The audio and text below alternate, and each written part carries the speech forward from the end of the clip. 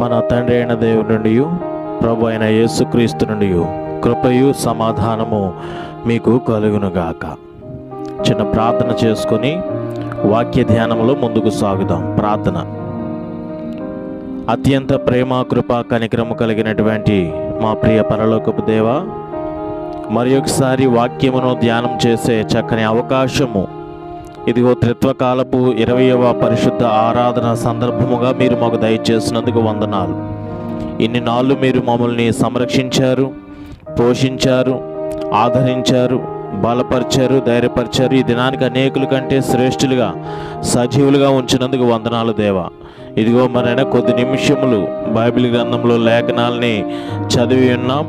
ఇదిగో మరైనా త్రిత్వకాలపు 20వ పరిశుద్ధ ఆరాధన ఇదిగో మరైనా లేఖన భాగాలను ఆధారంగా చేసుకొని కొద్ది నిమిషములు ధ్యానించుచుండగా ధ్యానం అంతటిపైన మీ ఆధిపత్యం వహించండి.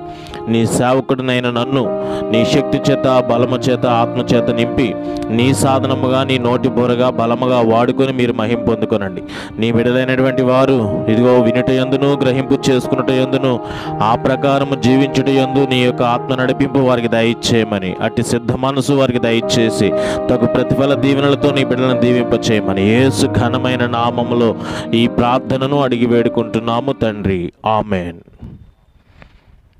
ప్రియమైనటువంటి దేవుని సంగమా, త్రిత్వకాలము 20వ పరిశుద్ధ ఆరాధన ధ్యానము నిమిత్తము చదువుబడినటువంటి లేఖన భాగాలు అపోస్తులుడు అయినటువంటి పౌలు ఎఫెసీ సంఘానికి రాసినటువంటి పత్రిక 5వ అధ్యాయము 15 నుంచి 21 వచనాల పర్యంతము చదువుకున్నాం.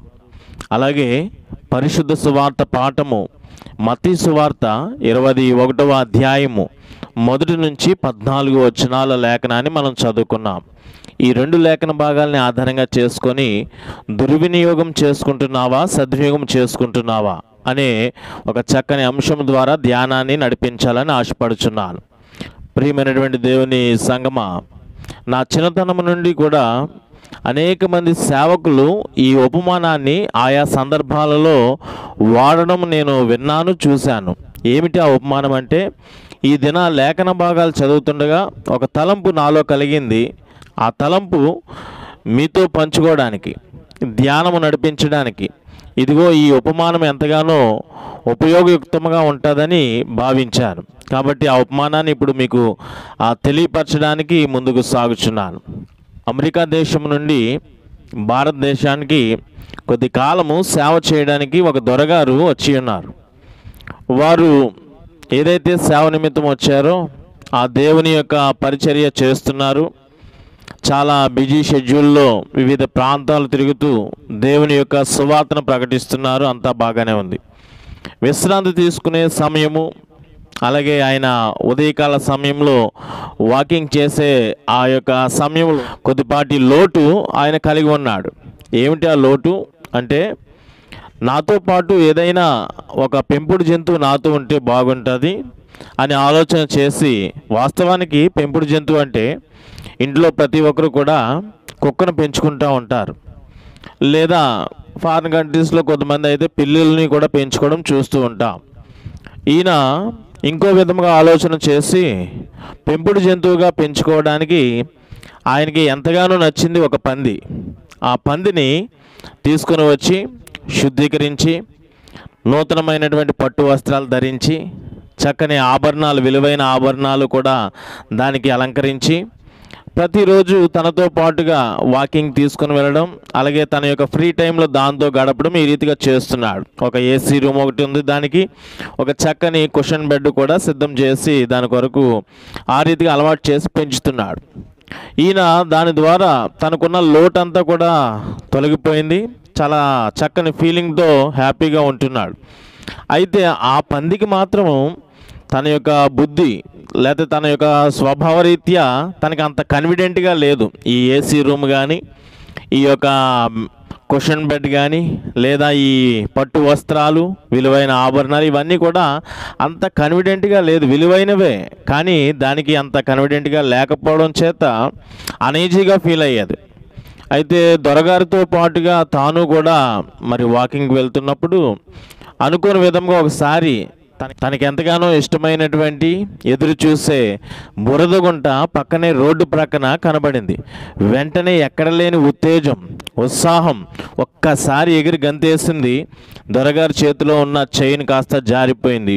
అది వెళ్ళిపోయి ఆ విలువైన ఆభరణాలు, ఆ పట్టు వస్త్రాలతో పాటుగా ఒక్కసారి బురదలో పొర్లాడి ఆ రీతిగా చాలా ఇంతవరకు ఎంత మరి అనీజీగా ఫీల్ అయిందో, కన్ఫిడెంట్గా లేదనుకుందో, ఇప్పుడు అంతా చక్కగా చాలా హ్యాపీగా ఫీల్ అయింది ఆ యొక్క పంది. అంటే దాని స్వభావం, దాని బుద్ధి, దాని అలవాటు అనమాట, బురదతో తనకున్న సంబంధం. అయితే ఈ సందర్భంలో దొరగారు చాలా బాధపడ్డాడు. ఈ బురదలో ఉంటున్నటువంటి పందిని స్నానం చేయించి చాలా శుద్ధీకరించాను, చక్కని నూతన పట్టు వస్త్రాలు ధరించాను, విలువైన ఆభరణాలు అలంకరించాను. ఒక ఏసీ రూమ్ నాతో పాటుగా నేను ఎలాగా అనుభవిస్తున్నానో అది కూడా అలా ఉండాలని అనుకున్నాను. అలాగే ఒక చక్కని కుషన్ బెడ్ నాతో పాటుగా దానికి ఒక బెడ్ చేయించాను. అయినా సరే అది ఇవన్నీ కూడా విడిచి ఇవన్నీ సమకూర్చి పెట్టినా అది సంతోషపడలేకపోయింది, తృప్తి పడలేకపోయింది, ఈ విలువను గుర్తెరగలేకపోయింది. తిరిగి తన స్వభావరీత్యా బురదలోనికి వెళ్ళి పొరలాడుతుందని ఎంతగానో బాధపడ్డాడు. ఈ సంఘటన నేటి లేఖన భాగాలు నేను చదువుతున్నప్పుడు ఈ సంఘటనే నాకు జ్ఞాపకం వచ్చింది. నిజమే, ఈ దినము ఇవ్వబడిన లేఖన భాగాలను ఆధారంగా చేసుకొని కానీ నేటి క్రైస్తవుని యొక్క స్వభావం కానీ సేమ్ ఈ యొక్క పంది స్వభావం వలె ఉంటుంది అనేక మంది క్రైస్తవులది. ఈ త్రిత్వకాలపు 20వ పరిశుద్ధ ఆరాధన లేఖన భాగాలు చదువుతూ ఉంటే ఇదిగో నా చిన్నతనం నుండి ఆయా సేవకులు వాడుకున్నటువంటి ఈ యొక్క ఇలస్ట్రేషన్, ఈ ఉపమానము నాకు జ్ఞాపకం వచ్చింది. దీని ఆధారంగా ధ్యానాన్ని కొనసాగించాలని నేను సిద్ధపడి మీ ముందుకు రావడం జరిగింది. నిజమే ప్రియమైనటువంటి దేవుని బిడ్డలారా, పరలోకపు తండ్రి ఈ దొరగారు వలె, ఈ ఫారినర్ వలె విలువ లేని, గత్యంతరం లేని దరిద్ర స్థితిలో ఉన్నటువంటి మనలను ఎంతగానో ప్రేమించి ఎన్నో ఆశీర్వాదాలు, ఎంతో ఆధిక్యత, అర్హత లేని మనకు అర్హత, యోగ్యత లేని వారికి యోగ్యతను ఈ రీతిగా మనకి ప్రసాదింప చేశాడు. ఉదాహరణకి బైబిల్ గ్రంథంలో మొదటి నుండి కూడా మనం చూస్తున్నట్లయితే చాలామంది దేవుడు అనుగ్రహించినటువంటి ఆధిక్యత, అర్హత, అవకాశము, యోగ్యత, ఈ ఆశీర్వాదాలు దేవుడు అనుగ్రహిస్తున్నప్పుడు వాటిని సద్వినియోగం చేసుకోకుండా దుర్వినియోగం చేసుకున్న వారు అనేక మంది ఉంటున్నారు బైబిల్ గ్రంథంలో మొదటి నుండి కూడా. ఉదాహరణకి మొదటి నరుడే ఆదాము, అవ్వ, వారిరువురు కూడా దేవుడు ఎంతగా ఆశీర్వదించాడు, ఆధిక్యత ఇచ్చాడు, అర్హత ఇచ్చాడు. అలాగే చక్కని ఆశీర్వాదముగా ఒక యోగ్యతలోనికి నడిపింపజేశాడు. ఏదైనా వనము, దేవునితో సహవాసము, చక్కగా ఉన్నది జీవితం. కానీ వారు దానిని సద్వినియోగం చేసుకోలేకపోయారు. ఇచ్చిన ఆ యోగ్యత, ఆశీర్వాదం, అవకాశము అవన్నీ కూడా అర్హత దుర్వినియోగం చేసుకొని చేజార్చుకోవడం జరిగింది. దాని గురించి ఎక్కువగా నేను వివరించట్లేదు, కేవలము జ్ఞాపకం చేస్తున్నాను అంతే. అంత మాత్రమే కాదు, న్యాయాధిపతుల కాలంలో చివరి న్యాయాధిపతి అయినటువంటి సంసోను ఎంత గొప్ప బలాఢ్యుడు. దేవుడు ఇశ్రాయేలు కొరకు తనను జన్మింపచేశాడు, ఒక చక్కని బలవంతునిగా చేశాడు. బలాఢ్యుడు, శూరుడు, యోధుడుగా వీరుడు. అయితే దేవుడు అనుగ్రహించినటువంటి ఆ బలము, ఆ ఆశీర్వాదం, ఆ యొక్క అర్హత, ఆధిక్యత సద్వినియోగం చేసుకున్నాడంటే లేదు, వేరే కారణం చేత దుర్వినియోగం చేసుకున్నాడు. అదే రీతిగా ఇశ్రాయేలును పరిపాలించినటువంటి మొట్టమొదటి రాజు సౌలు మొట్టమొదటిగా దేవుని యొక్క ప్రజలను ఏలే చక్కని అవకాశము, అర్హత, ఆధిక్యత, ఆశీర్వాదం, ఆ యోగ్యత సౌలుకు ఇవ్వబడి ఉన్నది దేవుని చేత. అయితే సద్వినియోగం చేసుకున్నాడా? తన కుటుంబానికి వారసత్వపు ఆ రాజరిక వ్యవస్థను ఇవ్వగలిగాడంటే లేదు, దుర్వినియోగం చేసుకున్నాడు. ఇలాగా బైబిల్ గ్రంథము ప్రారంభం నుండి చివరి వరకు కూడా దేవుడు ఎంతగానో ప్రేమించి యోగ్యత లేని వారికి యోగ్యతను ఇస్తూ ఉంటే వివిధ కారణముల చేత ఆ దేవుడిచ్చినటువంటి ఆశీర్వాదము, అవకాశము, అర్హత దుర్వినియోగం చేసుకున్న వారే అనేక మంది. ఈ ఆదాము, అవ్వ వలె, అలాగే సంసోను వలె, ఈ ఇశ్రాయేల్ మొదటి రాజు అయినటువంటి సౌలు వలె. అదే క్రమంలో ఈ దినాన మనల్ని మనము పరిశీలన చేసుకుంటూ క్రైస్తవులము అనగా క్రీస్తు ద్వారా మనము ఎన్నిక లేనటువంటి వారముగా ఉన్నప్పుడు క్రీస్తు ద్వారా మనము ఒక చక్కని స్థితిగతులు కలిగి ఉన్నటువంటి వారు. మనము కూడా ఇదే కోణంలో చూసుకుంటే మన బుద్ధి కూడా మన స్వభావం కూడా ఇట్టి విధముగానే ఉండి మనం జీవిస్తున్నామా అని ఒక్కసారి ఆలోచన చేసుకొని మేల్కొని సరి అయిన మార్గంలో జీవించవలసి ఉన్నది, నడవలసి ఉన్నది. ఈ దిన లేఖన భాగాల ద్వారా కూడా అదే పాఠమును మనము నేర్చుకుంటున్నాం. ఒకప్పుడు నీవు కూడా ఎఫెసీ పత్రిక, ఇదే మనకి ఇవ్వబడినటువంటి ఎఫెసీ పత్రికలో 2వ అధ్యాయము 12-13 వచనాలను ఒకసారి జ్ఞాపకం చేసుకుంటే అక్కడ ఇశ్రాయేలుతో సహ పౌరసత్వం లేదు. మనకి ఆ లేఖన భాగాల్లో మనం చూసుకున్నట్లయితే ఇశ్రాయేలీలతో సహ పౌరసత్వం మనకు లేదు. అలాగే మనము ఒక ప్రజగా కూడా లేము, మనకు ఒక దేవుడు కూడా లేడు. అలాగే మనకి ఒక వాగ్దానం లేదు, ఒక ఆశీర్వాదం లేదు, ఒక నిరీక్షణ, ఒక నిబంధన కూడా లేదు.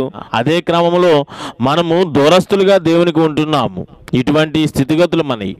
మొదటి పేతురు పత్రిక 2వ అధ్యాయము 9-10 వచనాల్లో మనం చీకటిలో ఉన్నవారం, వెలుగంటే మనకి ఏమిటో తెలియదు. అలాగే ఒకప్పుడు కనికరము లేదు, అలాగే ఒకప్పుడు ప్రజగా కూడా మనకి గుర్తింపు లేదు. అయితే క్రీస్తు ద్వారా పోయిన వారం మనం ధ్యానం చేసుకున్నాం కదా, త్రిత్వకాలం 19వ పరిశుద్ధ ఆరాధన ద్వారా ఎవడైనాను క్రీస్తునందు ఎడల వాడు నూతన సృష్టి, ప్రాచీన స్వభావం, నవీన స్వభావం. ఈ పాతవన్నీ కూడా ఈ యొక్క నిరీక్షణ లేని, నిబంధన లేని, ప్రజగా లేని, కనికరముగా లేని, వాగ్దానముగా లేని, ఇశ్రాయేలుతో సహపౌరసత్వం లేనటువంటి జీవితం అంతా కూడా పోయి క్రీస్తునందు ఎవరైతే ఉంచబడ్డారో వారందరూ కూడా ఒక చీకటిలో నుండి వెలుగు, ఒక చక్కని వాగ్దానము, చక్కని నిరీక్షణ, చక్కని దేవుని ప్రజలుగా కనికరింపబడిన వారిగా, దూరం నుండి క్రీస్తు ద్వారా మనము దగ్గరగా చేయబడిన వారిగా, మనము చక్కని యోగ్యత, ఒకప్పుడు దరిద్రులము కానీ ఇప్పుడు ధనవంతులుగా క్రీస్తు ద్వారా మారిపోయాం. అయితే దేవుడు ఆ దొరగారు ఫార్నర్ ఏ రీతిగా అయితే ఒక పందిని ఎంతగానో ఇష్టపడి శుద్ధీకరించి వస్త్రాలు, ఆభరణాలు, ఒక చక్కని గది, ఒక చక్కని మంచము, ఒక ఎయిర్ కండిషన్ అవన్నీ కూడా అమర్చినట్లుగా ఎన్నిక లేనటువంటి పంది స్థితిగతులలో ఉన్నటువంటి మనలను దేవుడు పరలోకపు తండ్రి ఎంతగానో ప్రేమించి క్రీస్తు ద్వారా మనకి సమస్తమును కూడా సమకూర్చాడు. అయితే ఈ సమస్తమును కూడా అనుభవిస్తున్న మనము తిరిగి మన స్వభావం వలె, పంది స్వభావం వెళ్ళి బురదలో పొర్లాడినట్లుగా మనమును కూడా దేవుడు అనుగ్రహించినటువంటి విలువైన, పరిశుద్ధమైనటువంటి, పవిత్రమైనటువంటి, యోగ్యమైనటువంటి ఆశీర్వాదాలు, అర్హతలు, అవకాశాలు, దీవెనలు, యోగ్యత అంతా కూడా విడిచిపెట్టి ఒకసారి పంది స్వభావం వల్లే నీవు కూడా నీ స్వభావంతో తిరిగి లోకంలోనికి వెళ్ళిపోతున్నావేమో, ఆ పాపం అనే బురదలో పొర్లాడుతున్నావేమో ఒకసారి పరీక్ష చేసుకోవాల్సినటువంటి అవసరత ఈ దినము దేవుడు వాక్యం ద్వారా నీకు అనుగ్రహించాడు. ఎందుకు ఈ రీతిగా మాట్లాడుచున్నానంటే ఈ దినం ఇవ్వబడినటువంటి లేఖన భాగాల్లోనికి మనం ముందుకు సాగుదాం. మత్తయి సువార్త 21వ అధ్యాయము 1-14 వచనాలు. ముందుగా సువార్త పాఠాన్ని ఒకసారి జ్ఞాపకం చేసుకుంటే ఇక్కడ చెప్పబడినటువంటి ఈ వచనాలు 2 ఉపమానాలను తెలియపరుస్తున్నాయి. ఈ రెండాటిని కూడా ఒక ఉపమానముగానే మనం చూస్తూ ఉంటాం. అలాగే ముందుకు వెళ్దాం. ఈ దినము కూడా పరలోక రాజ్యాన్ని వివిధ సందర్భాల్లో వివిధ రీతుల్లో పోల్చారు. ఇక్కడ మనకి ఇవ్వబడినటువంటి లేఖన భాగంలో పరలోక రాజ్యమును దేనితో పోల్చారంటే రాజుగారి యొక్క కుమారుని పెండ్లి విందుతో పోల్చడం జరిగింది. ఆ పెండ్లి విందుకు రాజుగారు ముందుగానే ఆ విందులో పాల్గొనుటకు అనేక మందిని పిలిపించాడు, ఆహ్వానించాడు, స్వాగతం పలికాడు. అయితే ఆ విందు సిద్ధపరిచిన తర్వాత ఈ విందు యోధా సాంప్రదాయబద్ధముగా జరుపబడుతున్నటువంటి పెండ్లి విందుగా మనం భావించాలి. పెండ్లి విందు అంటే మన విందు కూడా ఉంటుంది. అయితే మనం ఆచరించే విందు ఆ ఆచరణ వేరు, యూదులు ఆచరించే ఆచరణ వేరు. ఇక్కడ చెప్పబడినటువంటి పరలోక రాజ్యపు పోలిక మన పెండ్లి విందునకు పోలినటువంటి ఆచారంగా లేదు, కానీ యోధా సాంప్రదాయబద్ధముగా చేయబడుతున్నటువంటి పెండ్లి విందుకు సంబంధించినటువంటిదిగా ఇక్కడ విందును మనం చూడగలుగుతున్నాం. రాజుగారు ముందుగానే విందునకు కొద్దిమందికి ఆహ్వానం పలికాడు. అయితే విందంతయు కూడా సిద్ధపరచబడి ఉన్నది. సిద్ధపరచబడిన తర్వాత తన యొక్క దాసులను ఇచ్చి ముందుగా ఆహ్వానించినటువంటి ఆ ఆహ్వానితులను మరలా తోడుకొని రావడానికి తన దాసులను పంపాడు. అయితే తన దాసులు వెళ్ళి వారిని పిలుస్తున్నప్పుడు విందు కొరకు వారు ఆ యొక్క పిలుపును తిరస్కరించారు, లక్ష్య పెట్టలేదు. వారి పనులలో వారు నిమగ్నమైపోయారు. అయితే ఈ విషయాన్ని రాజుగారికి చెప్పారు. అయ్యా, మీరు చెప్పినట్లుగా మేము వెళ్ళాం, ఆహ్వానించిన వారిని మరలా పిలిచాం, కానీ వారు ఈ ఆహ్వానాన్ని వారు మన్నించలేదు, వారు తిరస్కరించారు, లక్ష్య పెట్టలేదు, వారి పనుల్లో వారు ముందుకు సాగిపోయారు, తెలియపరిచారు. అయితే రాజుగారు ఏమీ కోపపడక తిరిగి మరికొద్ది మంది దాసులను పంపిస్తాడు. అయితే వారు వెళ్ళారు. ఆహ్వానింపబడిన వారిని తీసుకొని తోడుకొని రావడానికి వెళ్ళి పిలుస్తున్నప్పుడు కొద్దిమంది అయితే ఆహ్వానాన్ని అసలు ఖాతరు చేయలేదు. రాజుగారి ఆహ్వానాన్ని, వచ్చిన దాసులను లెక్క చేయలేదు. వారు దాసులను అవమానించారు, కొద్దిమంది అయితే చంపారు. ప్రియమైన దేవుని బిడ్డలారా, ఈ విషయము రాజుగారికి తెలిసింది. తన కుమారుని యొక్క పెండ్లి విందు కొరకు విందును ఆరాగించడానికి ఆహ్వానించినటువంటి వారిని పిలవడానికి దాసులను పంపిస్తే నా దాసులనే అవమానిస్తారా, లక్ష్య పెట్టరా, వారిని చంపుతారా అని చెప్పి తన దండును పంపించి ఎవరైతే తన యొక్క దాసులను హతమార్చారో ఆ నరహంతకులను సంహరించి వారు నివసించినటువంటి పట్టణాన్ని ధ్వంసము చేస్తాడు ఈ రాజుగారు. అప్పుడు అదే సమయంలో రాజుగారు మనకి ఇవ్వబడిన లేఖన భాగంలో గమనిస్తే ఒక చక్కని నిర్ణయాన్ని తీసుకుంటాడు. ఎవరినైతే పిలిచానో వారు ఈ విందులో పాల్గొనుటకు వారు అనర్హులు కాబట్టి దాసులారా మీరు వెళ్ళండి, రాజమార్గంలో వెళ్ళండి, ఆ వీధులలోనికి వెళ్ళండి, ఎవరైతే ఉంటారో వారందరినీ కూడా ఆ మార్గంలో కనపడిన వారందరినీ కూడా విందు కొరకు తోడుకొని తీసుకొని రండి అని తన దాసులకు ఆజ్ఞాపించినప్పుడు దాసులు ఆ రీతిగా రాజమార్గంలో వెళ్ళొచ్చు, వీధులలోనికి వెళ్ళొచ్చు, మంచివారిని చెడ్డవారిని కూడా ఎక్కడైతే ఎవరైతే ఉన్నారో అందరినీ కూడా తోడుకొని వచ్చినప్పుడు ఆ పెండ్లి విందు చాలా చక్కగా నిండిపోవడం జరిగింది ఆ ప్రజలందరితో. వెంటనే రాజుగారు ఆ విందుశాలకు వచ్చి చూస్తూ ఉంటాడు. సరే, నేను సిద్ధపరిచినటువంటి ఆహారం, ఈ విందు వ్యర్థం కాకుండా జనులందరూ కూడా వచ్చారు, చక్కగా నిండి ఉన్నది. ఆ వచ్చిన జన సమూహమును చూచి రాజుగారు ఆ విందుశాలలో నేను ఏర్పరిచినటువంటి ఈ విందు వ్యర్థము కాలేదు, వీరందరూ కూడా దానిని ఆరాగిస్తారని చెప్పి ఎంతో సంతోషంతో ఉన్నాడు. ఈలోగా ఆ జనములలో ఒకడు పెండ్లి విందు కొరకైనటువంటి వస్త్రము ధరించుకోలేని వాడిగా ఉంటున్నాడు. అయితే వాడి దగ్గరికి వెళ్ళి ఎంతో ప్రేమతో, స్నేహితుడా, ఈ పెండ్లి విందు కొరకైనటువంటి వస్త్రము ఎక్కడ పెట్టావు, ఏది అని అడిగితే అతడు ఆ వస్త్రమును గురించి సమాధానం ఇవ్వలేనటువంటి పరిస్థితిలో ఉన్నాడు. సమాధానం అతగాడి దగ్గర లేదు. అంటే ఆ వస్త్రము మీద శ్రద్ధ నిలపలేదన్నమాట ఆ విందుకు వచ్చినటువంటి వాడు. విందు మీద శ్రద్ధ ఉన్నది కానీ ఆ విందులో పాల్గొనుటకైనటువంటి అర్హత ఇచ్చే ఆ వస్త్రము అతగాడు శ్రద్ధ నిలపలేదు, దానిని లక్ష్య పెట్టలేదు. అయితే దాని గురించి సమాధానం ఇవ్వలేకపోయాడు అతగాడు. వెంటనే రాజుగారు ఎంత సహనముతో స్నేహితుడాన్ని సంబోధించాడో, వాడు ఆ అర్హతకు సంబంధించినటువంటి పెండ్లి వస్త్రమును గురించి ఎప్పుడైతే సమాధానం ఇవ్వలేదో ఎంతో ఉగ్రుడైపోయి, ఇంత బాధ్యత లేకుండా, ఇంత నిర్లక్ష్యతతో ఈ విందులో పాల్గొనడానికి వచ్చేసావా అని చెప్పి తన యొక్క దాసులను పిలిపించి కాళ్ళు చేతులను కట్టించి వెలుపటకు నెట్టించి చీకటిలో పడవేయించాడు. అనగా అక్కడ పండ్లు కొరుకుట, ఏడ్చుట ఇలాంటివే ఉంటాయి. అంటే దాని యొక్క అర్థము నరకములోనికి వాడు నెట్టివేయబడ్డాడు. ప్రియమైనటువంటి దేవుని బిడ్డలారా, అప్పుడు అంటాడు రాజు, అనేక మందిని పిలువచ్చుదని కానీ ఏర్పరచబడిన వారు కొద్దిమందే. ఈ దృష్టాంతం అంతా కూడా ఎవరినో ఉద్దేశించి కాదు, ఇక్కడ చెప్పబడినది ఆ పరలోక రాజ్యము పెండ్లి విందుతో పోల్చబడి ఉన్నది. ముందుగా ఆ పెండ్లి విందు కొరకు, పరలోక రాజ్యం కొరకు పిలువబడిన వారు లేకపోతే ఏర్పరచబడిన వారు ఇశ్రాయేలు జనాంగం, దేవుని యొక్క జనాంగం, ఆ యోధా జనాంగం. అయితే వారు ఆ పెండ్లి విందు సిద్ధముగా ఉన్నది, పరలోక రాజ్యం సిద్ధముగా ఉన్నదని ఆ పరలోకపు తండ్రి అయినటువంటి వాడు అనేక మంది తన యొక్క ప్రవక్తలను పంపించినప్పుడు ఆ ప్రవక్తలను వారు లక్ష్య పెట్టలేదు, లెక్క చేయలేదు, ఆ పిలుపును వారు వినలేదు, నిర్లక్ష్య పెట్టారు. అవమానించారు ఆ ప్రవక్తలను. అయితే యేసుక్రీస్తు అదే క్రమంలో పంపబడ్డాడు. అయితే తన ప్రియకుమారుని ఏం చేశారంటే చంపివేయడం జరిగింది. ఇక్కడ కూడా మనకి ఇవ్వబడినటువంటి లేఖన భాగంలో తన దాసుల్ని మరో ఒకసారి పంపించినప్పుడు అవమానించి చంపివేశారు. ప్రవక్తలను పంపించినప్పుడు ప్రవక్తల యొక్క ప్రవచనాలను వారు లక్ష్య పెట్టలేదు.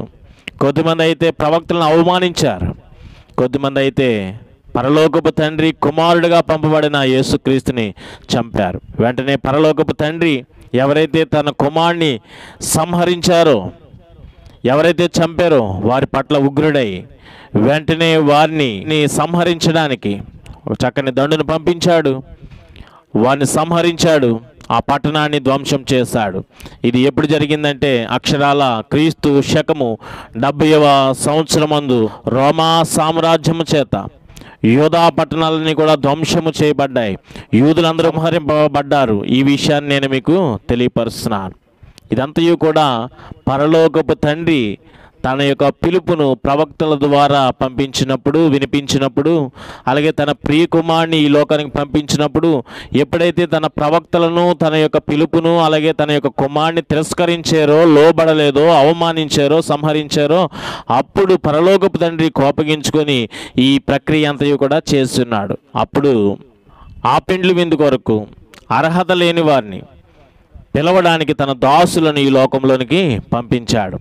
రాజమార్గంలోనికి వెళ్ళడి, మంచివారిని చెడ్డవారిని విందు కొరకు పిలువడని చెప్పినప్పుడు దేవుని యొక్క సేవకులైనటువంటి వారు వచ్చి, దేవుని దాసులు వచ్చి, మరి అర్హత లేని, యోగ్యత లేని, దరిద్రతలో ఉన్నటువంటి మనలను, ఒకప్పుడు కనికరింపబడలేనటువంటి జనము, దేవుని యొక్క జనము కాదు, మునుపు దూరస్థులమైనటువంటి మనము, మునుపు చీకటిలో ఉంటున్న వారము, మునుపు వాగ్దానం లేనటువంటి వారము, మునుపు నిరీక్షణ లేనటువంటి వారము, ఆ విందు కొరకు సహా పౌరసత్వం లేనటువంటి వారము, అటువంటి స్థితిలో ఉన్నప్పుడు తన యొక్క దాసులను పంపించి, తన యొక్క సేవకులను పంపించి క్రీస్తు ప్రభు ద్వారా మనల్ని ఏం చేస్తాడంటే విందులో పాలు పంపులు పంచుకునే అవకాశము దేవుడు మనకి, అట్టి ఆశీర్వాదము, యోగ్యత, అర్హత, దీవెన మనకి అనుగ్రహించాడు. అయితే పరలోక రాజ్యం అనబడుతున్నటువంటి ఆ పెండ్లి విందులోనికి క్రీస్తు ద్వారా మనము అర్హత పొందాం, క్రీస్తు ద్వారా అవకాశం పొందాం, క్రీస్తు ద్వారా ఆధిక్యత కలిగి ఉన్నాం, క్రీస్తు ద్వారా ఆశీర్వదింపబడ్డాం, క్రీస్తు ద్వారా యోగ్యతలోనికి వచ్చాం. అయితే ఆ పరలోక రాజ్యము అనబడుతున్నటువంటి పెండ్లి విందులోనికి ముందుకు సాగుతున్న మనలను పరలోకపు తండ్రి ఒక్కసారి క్షుణ్ణముగా చూచినప్పుడు ఆ పెండ్లి విందులోనికి రాబడిన వాడిలో ఒకడు వస్త్రహీనుడిగా ఉండడము ఆ రాజుగారు చూచినట్లుగా పరలోకపు తండ్రి మనలో కూడా ఆ పెండ్లి విందు కొరకైనటువంటి అర్హతను ఇచ్చే వస్త్రము మన దగ్గర ధరించుకొని లేకపోతే మనలను కూడా ఆ నూతన వస్త్రము లేదా పెండ్లి విందు కొరకైనటువంటి అర్హత వస్త్రమును మనము ధరించుకొని లేకపోతే వెనువెంటనే ఆ రాజు ఆ దినాన చేసినటువంటి ప్రక్రియే పరలోకపు తండ్రి నీ ఎడల నా ఎడల కూడా చేయడానికి సిద్ధంగా ఉంటున్నాడు. ప్రియమైనటువంటి దేవుని బిడ్డలారా, ఈ త్రిత్వకాలపు 19వ పరిశుద్ధ ఆదివారపు ఆరాధనలో మనము ధ్యానం చేసినటువంటి ఒక చక్కని ధ్యానము, ఒక వ్యక్తి జైలు నుండి విడుదల పొందుతూ ఆ ఖైదీ వస్త్రమును మరిచి సమాజంలోనికి విడుదల పొందిన తర్వాత ఏ రీతిగా వచ్చాడో, ఆ వచ్చినప్పుడు ఆ ఖైదీ వస్త్రమును చూచి సమాజం అతగాని ఇంకా విడుదల పొందినను సరే ఆ మర్చిపోయి వేసుకుని వచ్చినటువంటి వస్త్రమును చూచి ఏ రీతిగా ఇంకా ఖైదీ అని గుర్తించారో అదే రీతిగా ప్రియమైనటువంటి దేవుని బిడ్డలారా, క్రైస్తవులు కూడా క్రీస్తు యొక్క రక్తంలో కడుగబడిన వారిగా బాప్తిస్మ వరప్రసాదంలో పాల్గొని ప్రాచీన స్వభావం విడిచిపెట్టకుండా మనము ఆ ప్రాచీన స్వభావం విడుదల పొందినను సరే, పాప బంధకముల నుండి విడుదల పొందినను సరే, మనము ఆ ప్రాచీన స్వభావం విడిచిపెట్టకుండా వచ్చుట వలన ఇంకా పాపులుగానే మనము గుర్తింపు పొందుతున్నాం. అయితే ఈ యొక్క సమయంలో ఆ ప్రాచీన స్వభావం విడిచిపెట్టాలా, నవీన స్వభావం అనే క్రీస్తు యొక్క స్వభావమును, క్రీస్తును మనము ధరించాలి. ఎవడైనాను క్రీస్తునందున్న ఎడల వాడు నూతన సృష్టి, పాతవి గతించిపోతాయి. క్రీస్తునందు ఉంటేనే క్రొత్తవి అన్నీ కూడా మనలో కలిగి ఉంటాం. కాబట్టి ప్రియమైనటువంటి దేవుని బిడ్డలారా, ప్రాచీన స్వభావం విడిచిపెట్టడం మాత్రమే కాదు, ఇదిగో పెండ్లి విందు కొరకైనటువంటి ఆ అర్హతా వస్త్రం ఎవరో కాదు, క్రీస్తు ప్రభువే. క్రీస్తును మనము ధరించాలి. ఒకవేళ మనము ఇదివరకు సహపౌరులము ఇశ్రాయేలుతో కాకపోయినా, వాగ్దానము లేకపోయినా, నిరీక్షణ లేకపోయినా, నిబంధన లేకపోయినా, దేవుని ప్రజలుగా లేకపోయినా, దేవుడు లేకపోయినా, కనికరము లేకపోయినా, క్రీస్తు ద్వారా మనకి ఇవన్నీ కూడా కలిగి ఉన్నాం. కాబట్టి ఆ పరలోకం అనే పెండ్లి విందు కొరకు మనము వెళుతున్నప్పుడు మనకి ఎవరైతే అర్హత ఇచ్చారో ఆయనను మనం ధరించుకొని, ఆయనే మన అర్హత, ఆయనే మన ఆశీర్వాదం, ఆయనే చక్కని మనకు అవకాశము, యోగ్యత. కాబట్టి క్రీస్తును ధరించుకుని ఎవరైతే ఆ పరలోక రాజ్యం అనే పెండ్లి విందులోనికి పాల్గొంటారో వారే సద్వినియోగం చేసుకున్న వారిగా ఉంటారు. ఒకవేళ క్రీస్తును ధరించుకోకపోతే, పరలోక రాజ్యమునకు దగ్గరగా వెళ్ళిపోదామని వెళ్ళినా, క్రీస్తును ధరించుకోకుండా పరలోక రాజ్యములో లేకపోతే ఆ పెండ్లి విందులో పాల్గొందామని ముందుకు వెళ్ళినా, ఆ పరలోకపు తండ్రి విందు యజమానుడైనటువంటి ఆ రాజుగారు వచ్చి వస్త్రము లేని కారణముగా, క్రీస్తును ధరించుకోలేని కారణముగా నిన్ను కాళ్ళు చేతులు కట్టి నరకములో చీకటిలోనికి వేయించేస్తాడు. కాబట్టి క్రైస్తవులుగా ఉంటున్నటువంటి మనము, క్రీస్తు ద్వారా ఆధిక్యత పొందిన మనము, క్రీస్తు ద్వారా అవకాశము, అర్హత, యోగ్యత, ఆశీర్వాదం పొందిన మనము, ఇట్టి స్థితిని మనము, ఈ క్రైస్తవ్యాన్ని, ఈ పెండ్లి విందు కొరకైనటువంటి నడిపింపు, ఈ పరలోక రాజ్యపు అవకాశమును మనము సద్వినియోగం చేసుకుంటున్నామా, లేదా క్రీస్తును ధరించుకోకుండా ముందుకు సాగుతూ జీవిస్తూ ఈ క్రైస్తవ్యాన్ని దుర్వినియోగం చేసుకుంటున్నామా? ఒకసారి జ్ఞాపకం చేసుకొని సద్వినియోగం చేసుకునే వారిగా ముందుకు సాగుదాం. అదే ఈనాటి పత్రికా పాఠ్యభాగంలో కూడా పౌలు భక్తుడు మనకు చెప్పాడు. ఎఫెసీ పత్రిక 5వ అధ్యాయం 15 నుంచి 21 వచనాల గల లేఖన భాగంలో దుర్వినియోగం చేసుకునేవారు ఎలా ఉంటారో, సద్వినియోగం చేసుకునేవారు ఎట్లా ఉంటారో అక్కడ కొన్ని విషయాలు తెలియపరిచాడు. నేను వివరించట్లేదు కానీ ఆ మాటలు నేను మీకు తెలియపరిచి నేను ముగిస్తాను. ముందుగా దుర్వినియోగం చేసుకునేవారు ఎలా ఉంటారంటే అజ్ఞానుల వలె ఉంటారు, అవివేకముతో ఉంటారు, సమయాన్ని వారు సద్వినియోగం చేసుకోరు, మద్యముతో వారు మత్తులైపోయి పరిస్థితులను అలాగే ఇతర విషయములను కూడా వారు గుర్తించలేనటువంటి మత్తులో ముందుకు సాగుతూ ఉంటారు. ఈ అజ్ఞానంతో ఎవరైతే ఉంటారో, అవివేకముతో ఎవరైతే ఉంటారో, దినములను మిగిలిన పరిస్థితులను ఎవరైతే సద్వినియోగం చేసుకోరో, మద్యముతో మత్తులైపోయి ఎవరైతే జీవిస్తారో వారు విందునకు సిద్ధపడుతున్నను వారు క్రీస్తును ధరించుకోలేనటువంటి స్థితిలో ఇట్టి విషయములతో ముందుకు సాగుతున్నారు. కాబట్టి ఆ విందు యొక్క యోగ్యతను, ఆశీర్వాదమును, పరలోక రాజ్య అవకాశమును, అర్హతను వారు కోల్పోతారు. కాబట్టి క్రీస్తును ధరించుకున్న వారిగా సద్వినియోగం చేసుకున్నట్టుకై ఎవరు సద్వినియోగం చేసుకునేవారు అంటే క్రీస్తును ధరించుకొని ఆ క్రీస్తును ధరించుకోవడం చేత జ్ఞానము కలిగిన వారిగా జీవిస్తారు, కాలమును సద్వినియోగం చేసుకుంటారు, దినములను సద్వినియోగం చేసుకుంటారు, వివేకము కలిగి ఉంటారు, ప్రభు యొక్క చిత్తమును గ్రహించేవారిగా జీవిస్తారు, ఆత్మపూర్ణులుగా ఉంటారు, పాటలతో, సంగీతములతో, కీర్తనలతో అనగా దేవుణ్ణి స్తుతించేవారిగా ఉంటారు, అలాగే దేవునికి కృతజ్ఞతలు చెల్లించేవారిగా ఉంటారు, అలాగే దేవుని యందు భయముతో జీవిస్తూ ఉంటారు, అలాగే దేవునికి లోబడుతూ ఉంటారు, అలాగే ఇతరులను గౌరవిస్తూ ఉంటారు. ఈ విధముగా ఎవరైతే జీవిస్తారో వారు పరలోక రాజ్యం అనే ఆ పెండ్లి విందు కొరకైనటువంటి అర్హతను సద్వినియోగం చేసుకుంటున్న వారిగా ముందుకు జీవిస్తున్నారన్నమాట, ముందుకు నడుస్తున్నారని మనము జ్ఞాపకం చేసుకోవాలి. ఈ పత్రికా పాఠ్యభాగంలో చెప్పబడినట్లుగా మనము దుర్వినియోగం చేసుకునే వారిగా ఉంటున్నామా, సద్వినియోగం చేసుకునే వారిగా ఉంటున్నామా? అలనాడు యూదులైతే వారికి పరలోక రాజ్యం అనే పెండ్లి విందు సిద్ధముగా ఉన్నది, మీరు ఆహ్వానం పొంది ఉన్నారు, ఆ విందును ఆరాగించడానికి, పరలోక రాజ్యమును అనుభవించడానికి ఆ యొక్క విందు యజమానుడు రాజుగారు, పరలోకపు తండ్రి వారిని పిలిపించడానికి దాసులను పంపించినప్పుడు ఏ రీతిగా లక్ష్య పెట్టలేదో, అవమానించారో, చంపారో, అలాగే ఈ ఇశ్రాయేలీయులు యూదులు దేవుని యొక్క ప్రవక్తలను, దేవుని కుమారుని లక్ష్య పెట్టలేదు, అవమానించారు, సంహరించారు యేసుక్రీస్తుని. కాబట్టి పరలోకపు తండ్రి పరలోక రాజ్య అవకాశం వారి దగ్గర నుండి తీసి, వారు పాత్రులు కారు, వారు పిలువబడ్డారు కానీ వారికి అంత అర్హత లేదు. కాబట్టి అన్యులైనటువంటి వారిని, అర్హత లేనటువంటి వారిని పిలువడని చెప్పి తన యొక్క సేవకులకు ఆజ్ఞాపించి రాజమార్గంలో మీరు ముందుకు సాగండి, ఎవరు కనబడితే వారిని ఈ యొక్క విందు కొరకు తీసుకుని రండి అన్నప్పుడు మంచివారినేమి చెడ్డవారినేమి మనమందరము కూడా విందు కొరకైనటువంటి ఆహ్వానం పొంది ఆ విందు శాలలోనికి, క్రీస్తు సంఘములోనికి చేర్చబడ్డాం.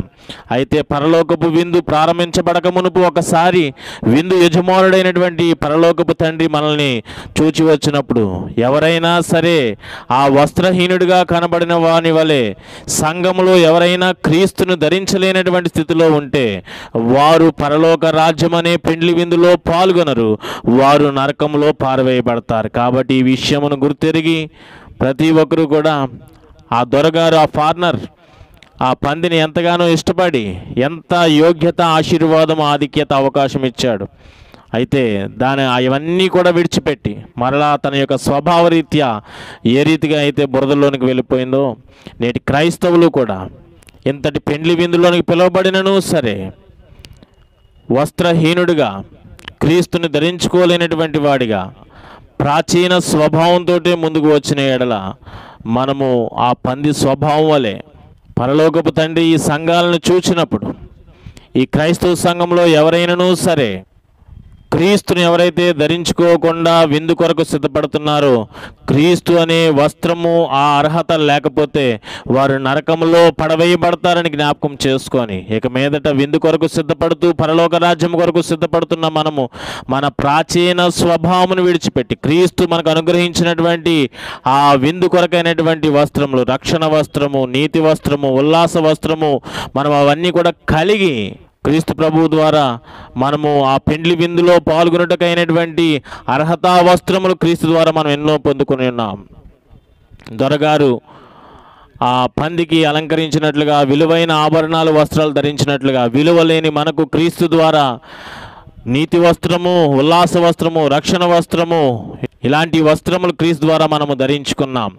ఈ వస్త్రములను మనం కాపాడుకుంటూ మనము ఆ పెండ్లి విందు కొరకు, పరలోక రాజ్యములో పాల్గొనట కొరకైనటువంటి నడిపింపు, ఆ జీవితము వారు క్రీస్తును ధరించుకొని ఎవరైతే జీవిస్తారో అట్టి వారికి పరలోక రాజ్యపు ఆ విందులో చక్కని అవకాశం పరిశుద్ధాత్మ దేవుడు అనుగ్రహించాలని కోరుకుంటూ, అట్టి అవకాశం క్రీస్తుని ధరించుట ద్వారా మీ అందరికీ కూడా పరిశుద్ధాత్మ దేవుడు మీకు తన కృప అనుగ్రహించాలని కోరుకుంటూ ఈ మాటలు ఇంతటితో ముగిస్తున్నారు.